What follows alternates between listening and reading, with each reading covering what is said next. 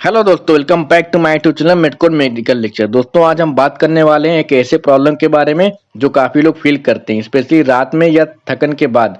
Burning feet यानी पैरों में जलन। क्या ये सिर्फ विटामिन की कमी से होता है या डायबिटिक का साइन होता है या कुछ और?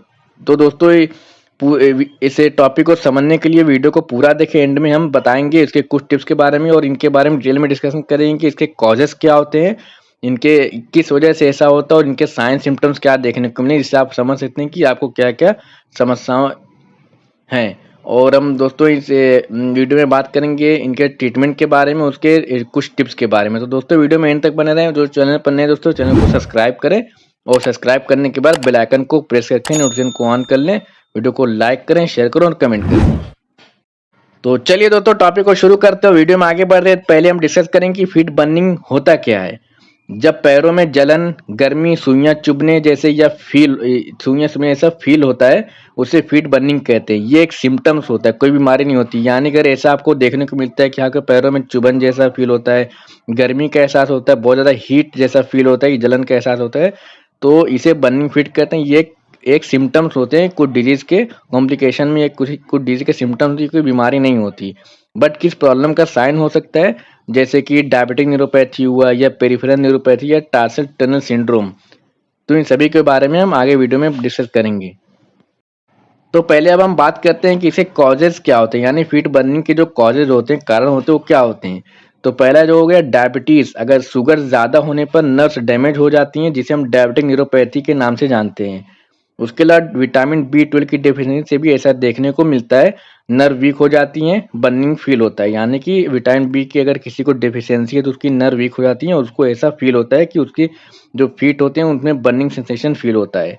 अल्कोहल, अगर कोई व्यक्ति है अल्कोहल के ज़्यादा ड्रिंक करता है, उसकी वजह से भी नर्व उसकी खराब हो जाती हैं, तब भी ये समस्या देखने को मिल सकती है। उसके अलावा थायराइड की अगर प्रॉब्लम होती है, जिसे हम हाइपोथायराइडिज्म के नाम से जानते हैं, उसमें भी पैरों में जलन जैसा फील होता है। किडनी डिजीज में टॉक्सिन बॉडी में एक्यूमुलेट होते हैं और बर्निंग फील होता है। उसके अलावा इन्फेक्शन या एलर्जी की वजह से, जैसे कि फंगल इन्फेक्शन या किसी क्रीम से एलर्जिक रिएक्शन हो गए हैं, पुअर सर्कुलेशन, ब्लड सही से नहीं पहुंचता पैर तक, तो उसकी वजह से भी ऐसा होता है। नर्व की डैमेज की वजह से भी, किसी भी वजह से नर्व के में अगर इंजरी हो गई या फिर किसी प्रेशर की वजह से नर्व अगर डैमेज हो गई, तो ऐसी समस्या का सामना करना पड़ सकता है। प्रेगनेंसी या मेनोपॉज में हार्मोनल चेंजेस से भी ये ऐसा होता है। उसके अलावा अगर कोई व्यक्ति है, वो शूज जो होता है उसको टाइट पहनता है या पुअर फिटिंग होती है, तो लोकल प्रेशर से भी बर्निंग सेंसेशन फील होता है। उसके अलावा आता है peripheral neuropathy, tarsal tunnel syndrome होता है। चाबी और एज जैसी बीमारियों में भी ऐसा साइन और सिम्टम देखने को मिल सकता है और न्यूरॉन्स की डैमेज की वजह से भी बर्निंग सेंसेशन फील हो सकता है पैरों में। अब हम दोस्तों बात करते हैं कि अगर किसी को ऐसी प्रॉब्लम होती है कि अगर ऐसी समस्या है, तो उनको क्या क्या सिम्टम देखने को मिल सकते हैं। तो पैरों में जलन यानी गरम गरम फील होना, पैरों का सुन्न हो जाना, पैरों में भारीपन का एहसास होना, उसके अलावा पैरों में सुइयां चुभने जैसा सेंसेशन होना, यानी कि ऐसा लगे कोई पैरों में सुइयां चुभ हो रहा है। कभी कभी नमनेस या झंझनाहट, यानी कि कभी कभी उसको सुनपन या झंझनाहट जैसा या नमने जैसा फील होता है। रात को स्पेशली बढ़ जाता है। स्किन रेड या सोलन हो सकती है। उसके अलावा कभी कभी पेन के साथ बर्निंग होती है, यानी कि कुछ कंडीशन में बर्निंग भी होगी, उसके साथ साथ पेन भी फील होगा। अब हम बात करते हैं कि किन लोगों को ऐसा रिस्क ज़्यादा देखने को मिलता है। तो अगर कोई बुजुर्ग लोग हैं, यानी ओल्ड एज के जो पर्सन होते हैं, उनको ऐसा कॉमन होता है। उसके अलावा अल्कोहलिक, जो बहुत ज़्यादा अल्कोहल का इंटेक करता है, अल्कोहलिक पेशेंट अगर होता है। प्रेग्नेंट वुमेन में भी ऐसा देखने को मिलता है। किडनी या लीवर फेलियर के अगर कोई पेशेंट होते हैं, उनमें भी ऐसा साइन सिम्टम देखने को मिलता है। विटामिन डिफिशियंसी वाले लोगों में, स्पेशली विटामिन B12 की अगर किसी को डिफिशियंसी है, जो टाइट शूज पहनते हैं या ज़्यादा खड़े रहते हैं, यानी अगर कोई व्यक्ति जो टाइट शूज पहनते हैं, उसके अलावा अगर कोई ऐसा काम करता है जो उसको कंटिन्यूस खड़े रहना पड़ता है, तो ऐसे व्यक्ति में भी ऐसे साइन सिम्टम देखने को मिल सकते हैं। चलिए अब हम बात करते हैं कि इस प्रॉब्लम से कैसे बचें, यानी इसके प्रिवेंशन टिप्स के बारे में जानते हैं। तो पहले हम शुगर को कंट्रोल में रखें। अल्कोहल अगर कोई लेता है उसको अवॉइड करें, यानी उसको छोड़ने की कोशिश करें। डेली मल्टीविटामिन लो, स्पेशली जैसे कि विटामिन B12 हो गया, फॉलिक एसिड हो गए। कंफर्टेबल शूज पहने, यानी कि ज़्यादा फिटिंग और टाइट नहीं रहे। फूड हाइजीन मेंटेन, जो फूड के पैरों की जो होती है हाइजीन को, उसको मेंटेन रखो, यानी रोज धोना, सूखा रखना और सॉक्स वगैरह को भी अच्छे से उसकी हाइजीन मेंटेन करके रखना। स्मोकिंग नहीं करें, सर्कुलेशन और नर्व दोनों खराब होते हैं इसकी वजह से।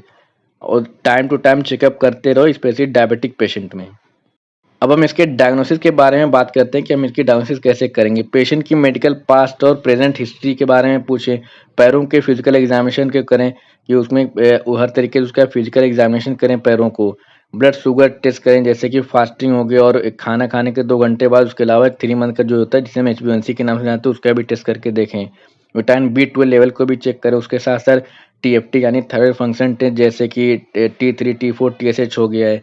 लीवर और किडनी के फंक्शन को भी टेस्ट करें, जैसे हम LFT और KFT के नाम से जानते हैं। Nerve circulation study, nerve conduction study, जिसे हम NCS के नाम से जानते हैं, कि ये हमें हमारी नर्व्स में कोई डिफेक्ट तो नहीं है, उसके बारे में ये जो टेस्ट होता है वो हमें बताता है। डॉपलर टेस्ट, अगर ब्लड सर्कुलेशन का इशू हो तो डॉपलर टेस्ट भी करें। उसके बाद CT स्कैन भी करा सकते हैं सीवियर कंडीशन में। अब हम दोस्तों बात करते हैं कि इसके विटामिन और नर्व सपोर्ट के लिए हम क्या क्या इस्तेमाल कर सकते हैं। तो पहला जो हमारा विटामिन है, विटामिन B12 यानी मिथाइल कोबालामिन। इसके ब्रांड की बात करें तो ये नरविजन प्लस के नाम से भी आता है, न्यूरोक्वांट LC के नाम से और मिको प्लस के नाम से। इसको हम दिन में OD यानी दिन में कभी भी एक बार ले सकते हैं, जो कि टैबलेट और इंजेक्शन के फॉर्म में होता है। ये क्या करता है, नर्व रिपेयर करता है, बर्निंग और टिंगलिंग को रिड्यूस करता है। उसके अलावा जो कॉम्बिनेशन मेडिसिन होते हैं, प्रीगाबालिन और मेथाइल कोबालामिन के नाम कॉम्बिनेशन के साथ भी आता है, जैसे कि ब्रांड नेम की बात करें, नरव PG हो गया, प्रीगेब M हो गया, मैक्सगैलिन M हो गया। बहुत सारी ब्रांड मार्केट में अवेलेबल है। तो ये काम क्या करता है, ये नर्व पेन और बर्निंग दोनों के लिए बेस्ट कॉम्बिनेशन मेडिसिन होती है। इसके डोज की बात करें तो 75 to 150 mg डेली, या जैसा कि डॉक्टर आपकी कंडीशन के अकॉर्डिंग एडवाइस करें वैसा लेना चाहिए। उसके अलावा alpha lipoic acid plus B complex plus zinc ऐसे सप्लीमेंट हैं जिनके अंदर ये तीनों कंटेंट पाए जाते हैं। ब्रांड नेम की बात करें तो जी रीजुन न्यूरॉन अल्फा या फिर नर्विजियन D या न्यूरोकाइन गोल्ड। इसका काम क्या होता है, ये नर्व के प्रोटेक्शन को नर्व को प्रोटेक्ट करता है। उसके अलावा एंटीऑक्सीडेंट सपोर्ट देता है। Folic acid plus pyridoxine plus vitamin B12, जैसे कि ब्रांड नेम की बात करें तो फोलिवेट MB हो गया, न्यूरोबियन फोर्ट हो गया है। इसके काम की बात करें तो ये जो एक साथ कॉम्बिनेटिव मेडिसिन होते हैं, काम क्या करते हैं, ये जनरल विटामिन डेफिशिएंसी और न्यूरोपैथी में काम करते हैं। बेनफोर्टिमाइन ये क्या करता है, ये इसके ब्रांड की बात करें तो बेनलगिस हो गया है, बेनफोमेट प्लस करके हो गया। ये इसके काम की बात करें तो ये डायबिटिक नर्व डैमेज के लिए इस्तेमाल किया जाता है। ऑफन B6 B12 के साथ कॉम्बो में मिलता भी है। हम बात करें नर्व पेन मॉड्यूलर मेडिसिन, यानी अगर किसी को न्यूरोपैथिक पेन होता है तो उसके लिए हम कौन सी मेडिसिन का इस्तेमाल करेंगे। तो पहला जो होता है गाबापेंटिन। इसके ब्रांड नेम की बात करें तो गाबापेंटिन होता है, गाबापेक्स होता है या गाबासाइन करके होता है। ये काम कैसे करता है, नर्व से रिलेटेड पेन जो होता है, बर्निंग सेंसेशन को रिड्यूस करता है। और उसके डोज की बात करें तो स्टार्ट विथ 100 to 300 mg और डॉक्टर के गाइडेंस में इस्तेमाल करें, और जैसा डॉक्टर आपको सजेस्ट करे उस तरीके से इस मेडिसिन का इस्तेमाल करें उतनी स्ट्रेंथ में। प्रीगाबालिन, ये ब्रांड नेम की बात करें तो लाइरिका हो गया, मैक्सगालिन करके हो गया। इसके काम की बात करें तो गाबापेंटिन जैसे कि, लेकिन थोड़ा फास्ट एक्टिंग होता है, मतलब ये भी गाबापेंटिन की तरह होता है लेकिन थोड़ा अपडेटेड ये जनरेशन का ये ड्रग है और इससे थोड़ा फास्ट काम करता है। और डोज की बात करें तो 75 to 150 mg OD या BD ले सकते हैं। अब टॉपिकल क्रीम की बात करें या जेल्स की, जो लोकल जगह पे लगाने के लिए, तो कैप्सेसिन क्रीम हो गया, 0.025% हो गया। ब्रांड नेम की बात करें टाइनोर हो गया या डोलोविन। काम कैसे करता है, नर्व सिग्नल को ब्लॉक करके बर्निंग को रिड्यूस करता है। और अगर इसको लगाने के तरीके की बात करें तो इसको दिन में 2 से 3 बार एक दिन में लगा सकते हैं। थोड़ा इरिटेशन दे सकता है, जो कि इनिशियली लगाने के जब इनिशियली शुरुआती दौर में अगर आप लगाते हो थोड़ा बहुत ऐसा इरिटेशन जैसा फील हो सकता है। लीडोकेन जेल, ये जैसे कि ब्रांड नेम की बात करें तो लॉक्स हो गया, लीडोडर्म हो गया। काम कैसे करता है, लोकल नमनिंग एजेंट है, जल्दी रिलीफ देता है। उसके अलावा बर्निंग वाले एरिया में हल्का सा अप्लाई करें।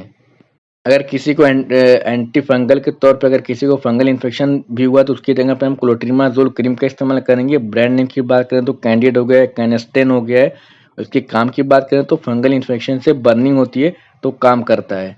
उसके अलावा ऐसे सेटाकोनाजोल हो गया, मिकोनाजोल क्रीम हो गया। ब्रांड नेम की बात करें तो ओनाबेट हो गया है, डेक्टेरिन हो गया है। इसके यूजेस की बात करें तो रात को सोने से पहले अफेक्टेड एरिया पे अप्लाई करो। कुछ स्पेशल सप्लीमेंट की बात करें जो ऐसे सपोर्टिव, तो जैसे कि बहुत हर कोई जानता है, न्यूरोकॉइन गोल्ड हो गया, नर्विजन प्लस हो गया या बीवियन फोर्ट करके हो गया। इसके अंदर मल्टीविटामिन प्लस एंटीऑक्सीडेंट प्रॉपर्टीज पाई जाती हैं। इसको रेगुलर 2 to 3 मंथ का कोर्स करें, स्पेशली एल्डरली या डायबिटिक के लिए। विटामिन D3 जिसे हम कोलिकैल्सोफेरॉल के नाम से जानते हैं, इसके ब्रांड नेम की बात करें तो अप्लाइड D3 हो गया या फिर डी राइस करके हो गया। अगर बर्निंग के साथ फैटिक भी हो तो विटामिन D3 का लेवल भी चेक करके लें। अब हम दोस्तों बात करते हैं इसे कुछ स्पेशल टिप्स के बारे में। तो जैसे एक एक करके हम डिस्कस करेंगे। रात को सोने से पहले lukewarm water plus Epsom salt foot soak करेंगे, यानी कि एक टब लें, उसके अंदर पानी डालें और जो एप्सम सॉल्ट होता है और हल्का गर्म पानी को डाल के मिक्स करके अपने पैर को उसमें 5 से 10 मिनट ऐसा आप उसके अंदर रख सकते हैं, इतना कि आप उसको बर्दाश्त कर सके, ज़्यादा गर्म भी नहीं हो ज़्यादा ठंडा भी नहीं हो। और टाइट सॉक्स मत पहनो सोने के टाइम।